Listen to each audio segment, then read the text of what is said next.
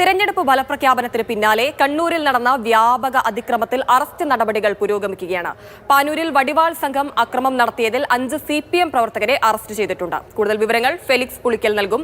Felix, തദ്ദേശ തെരഞ്ഞെടുപ്പിന്റെ ഫലം വന്നതിന് പിന്നാലെ സംസ്ഥാന വ്യാപകമായി വലിയ രീതിയിലുള്ള അതിക്രമങ്ങളുണ്ടായി. അതിൽ ഏറ്റവും അധികം പ്രശ്നം നേരിട്ടത് കണ്ണൂരിലെ പാനൂരിൽ തന്നെയാണ്. ഇപ്പോഴത്തെ 5 പേർ അറസ്റ്റിലായിരിക്കുന്നു. അവരുടെ കൂടുതൽ വിവരങ്ങൾ ഇനി ആരെങ്കിലും പിടികൂടാനുണ്ടോ ഇതിൽ?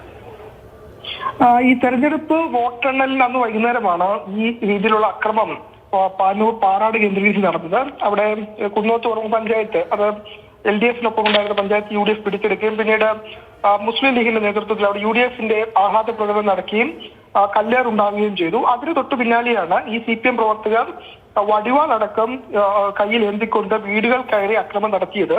അതിൽ ഒരു വീട്ടിൽ നിർത്തിയിട്ടിരുന്ന കാറും ബൈക്കും ഒക്കെ തന്നെ തകർത്തിരുന്നു. സ്ഫോടക വസ്തുക്കൾ എറിയുകയും ചെയ്തു. ഈ സംഭവത്തിലാണ് 5 CPM പ്രവർത്തകർ അറസ്റ്റ് ഇപ്പോൾ രേഖപ്പെടുത്തിയിട്ടുള്ളത്. പാറാട് സ്വദേശികളായ അമൽ, ശ്രീജു, ജീവൻ, റനീഷ്, സച്ചിൻ എന്നിവരാണ് പിടിയിലായിട്ടുള്ളത്. ഈ പിടിയിലായ പ്രതികളെ കോടതിയിൽ ഹാജരാക്കി പിന്നീട് റിമാൻഡ് ചെയ്യുകയും ചെയ്തു.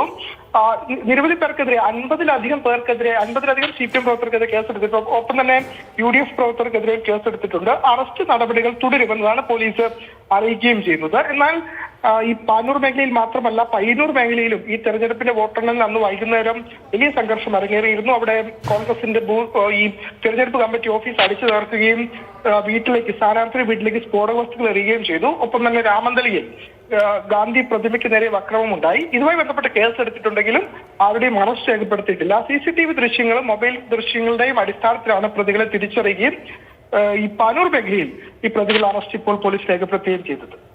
ശരി, തദ്ദേശ തെരഞ്ഞെടുപ്പ് ഫലം വന്നതിന് തൊട്ടു പിന്നാലെ കണ്ണൂർ പാനൂരിലുണ്ടായ അതിക്രമത്തിലാണ് അറസ്റ്റ് നടപടികൾ പുരോഗമിക്കുന്നത്. നിലവിൽ 5 CPM പ്രവർത്തകരാണ് അറസ്റ്റിലായിരിക്കുന്നത്. ഫെലിക്സ് പുളിക്കലാണ് വിവരങ്ങൾ പങ്കുവച്ചത്.